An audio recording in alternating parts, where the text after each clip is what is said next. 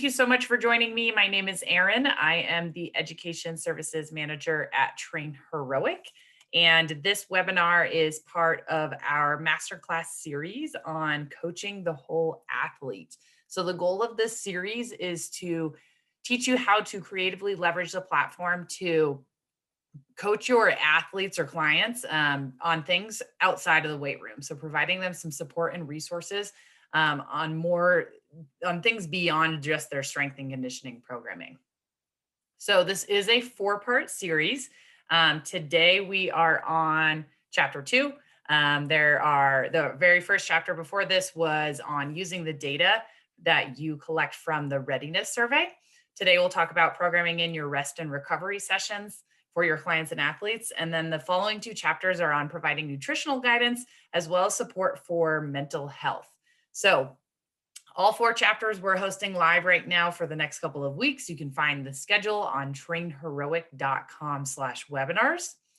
You can also find the recordings for our previous unit at that same page when you scroll down to the bottom. So our previous unit was more of a foundational unit on getting your account set up, rolling the platform out to your clients, things like that. So if you've missed those, you'd like to check those out, the recordings are posted on trainheroic.com/webinars. Just scroll all the way down to the bottom of the page for those.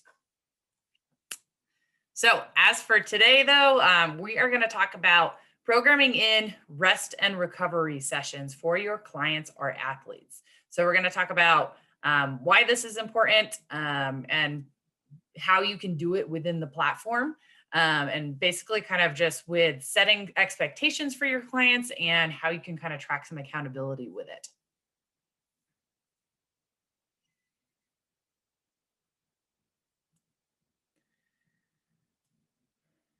Awesome. So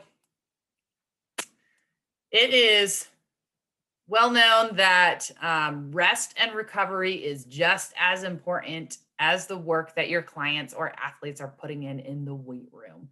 Without proper rest or focusing on recovery or mobility, proper sleep, your client or athletes' efforts in the weight rooms are going to end up being ineffective, and their gains and their progress is going to suffer eventually over time. Research is tied to showing that poor sleep really impacts physical skills and mental focus. So it's not going to set your client up for a very good time in the weight room if they're not adequately sleeping or taking care of themselves outside of what they're doing in the weight room.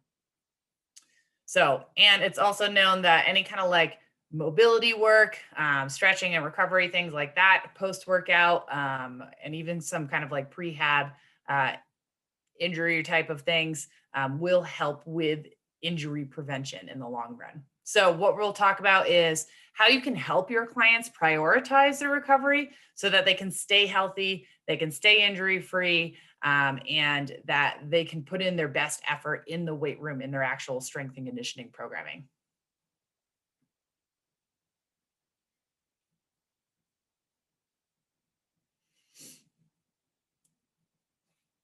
So one of the first reasons why you should be programming in your rest and recovery sessions instead of just kind of leaving it to chance is to help your clients or athletes improve their recovery from their training sessions.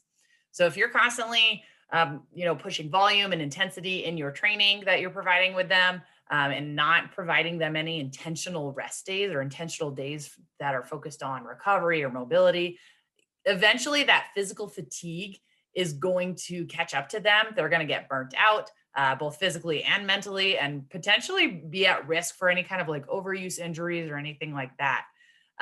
So it's important to consider intentionally programming in that rest and recovery so that it helps your clients realize that this is just as important as the actual strength training sessions that they're doing.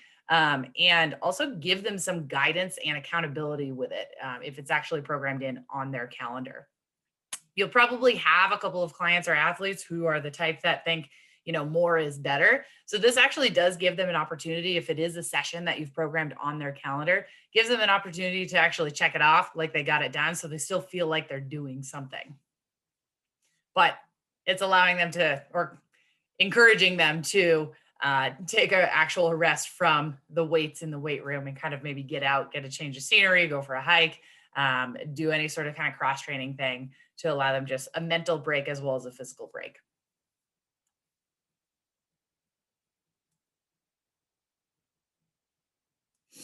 Another reason why you should consider programming in your rest and recovery sessions is so that you can set expectations on their rest and recovery as well as track their accountability to it. So it's one thing to maybe be like, hey, Thursday and Sundays are going to be your off days, your rest days, your maybe active recovery days. I want you to get, out and move a little bit. And then you just kind of leave it at that. If you don't actually program it in and put it on their calendar, there's a chance that they probably won't stay accountable to it. There's a chance that they're just going to skip it, or they're just going to do maybe a full blown rest and sit on their couch all day instead of actually getting up and moving and getting the blood flowing, or maybe doing some extra mobility work or anything like that. So by actually programming it in onto their calendar, it gives them a task to do, it gives them guidance, and it sets that expectation, and then also allows you to track that accountability to it. So if they actually went in and completed that session, then you're holding them accountable. You see that they got it done. Or if they didn't go in and log that session, then you can check in with why they didn't get it done. But then you have that data so that you can, stay in touch with them to make sure that they're putting in the work.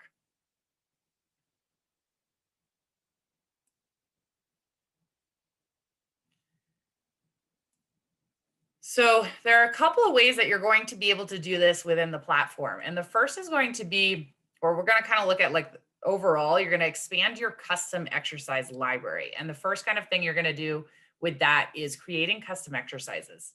So as I'm sure you've seen, as you've been building out your strength training programming, that the TrainHeroic exercise library is more of a basic strength and conditioning library. So there might have been movements that you typically use that maybe don't exist in our library. So you've had to create them and build out your own, a little bit more of your own custom library. You can do the same with creating creative exercises for things like rest and recovery and active recovery activities, cross training activities, anything that might be something that you want to program in for your client or athlete on their rest day that might not already exist in our library. So for example, in this screenshot, you can see that we're creating an exercise called hiking. So this gives you the opportunity to be able to prescribe hiking to your client on their rest or recovery day. And what you can do is obviously you're going to just type in the title of whatever the activity is. You probably don't need a video, but then you're going to establish what your default parameters are. And for hiking, we'll probably just do time. You could set a second parameter as distance if you want to know how far that they went. But then from there, that's really all you need is the title and the default parameter, and you'll be able to save that exercise to your library. Once that's saved in your library, it's something that you'll be able to use and reuse in the future. So you can plug it in on, their active day, their cross training day, so that that you're prescribing them something to do, and they have the ability to actually check it off and tell you that they got it done.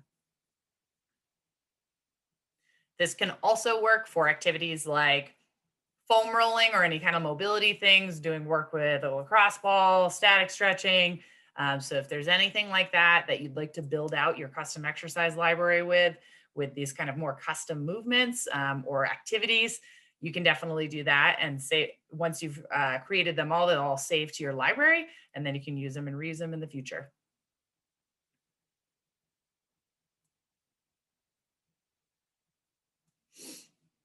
So staying on the track of expanding your custom exercise library, you will also have the opportunity to create and save custom circuits. So the circuit function, as you've seen, is different than the exercise block. Your circuit is going to be more of a text box option where you're looking for just one data point to be tracked. So in this screenshot here, you can see for completion is the data point that we want tracked. Typically, your exercise blocks are going to be something that you want more than one data point tracked. So you're looking for volume, you're looking for time and distance instead of just one thing. Whereas this circuit is going to allow you maybe just one option there of, they got it done, or you want to know what their overall time was or anything like that. So you're just looking for one data point. The circuit is a nice option because it's very customizable. It's really good for anything that's going to be maybe a routine or a list of movements that you want them to complete. So right here, we have a hip mobility circuit, and you can see that the instructions are in there as well as each of the movements, the duration we want for each movement. So then your client or athlete can just open this up, look at it, see the movements, follow along with it. With your circuits, you can attach videos for any movements because it is so customizable. As you're typing your circuit, you'll notice that a video won't automatically pop up, but as long as it's an exercise that exists in your library, you can tie it to this circuit. So if you'd like to attach individual movements, like maybe each of the movements of the routine, you can do that. If it's a full routine that you'd like maybe just one big video and they literally just watch the video and follow along the whole time, you can totally do that as well. Just keep in mind that you'll need to create it as an exercise first, but then you can just attach that to the circuit. And then they could just, maybe on hip mobility day, I'm just going to open up that video and follow along and do the full routine with the full video. So what's nice about your circuits is because you can create something that's super customized, and then you can also save it to your library. And then it's not something that you don't have to create from scratch every single time and spend a bunch of time doing. So you could just kind of take some time to build out, a mobility circuit for the shoulder, the hip, ankles, things like that. So then you kind of have each category and you can just plug them in when you're ready to use them, or for any particular athlete who maybe needs some extra mobility work on that body part area.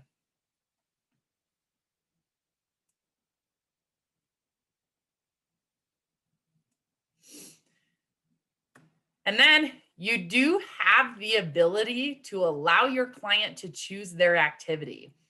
And you can do this by basically plugging in a blank or open session for your client or athlete on their calendar. So what you'll do is when you're in the session builder, you go ahead and hit, create session, start your session there. I highly recommend that you leverage the coach instructions on a day like this.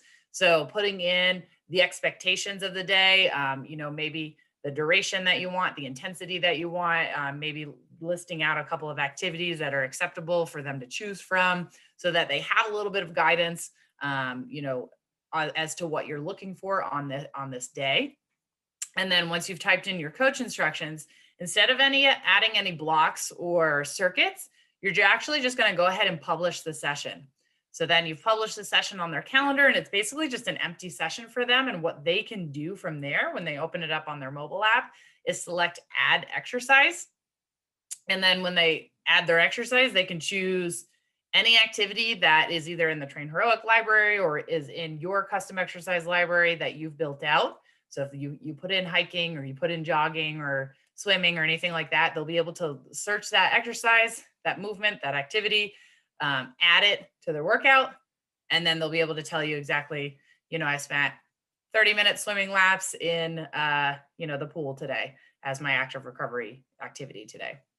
So that allows them some freedom and flexibility to choose whatever it is that they want to do for their cross training day, for their extra activity that they're getting outside of the weight room. So it allows them that opportunity to just kind of have some freedom there, but still gives you an option to provide some guidance and set some expectations with it. So keep in mind, it is important that if there are some active recovery activities that you're going to be having them do that maybe don't exist in the TrainHeroic library, that you do need to have them created beforehand, because your athlete or client will not be able to create any new exercises or activities from scratch. So they will need, if they do want to go hiking, if they do want to go swimming, make sure you have those created in your library first so that they're able to pull from them. Excuse my very thirsty dog. I'm sure you can hear all of that. Awesome. Great.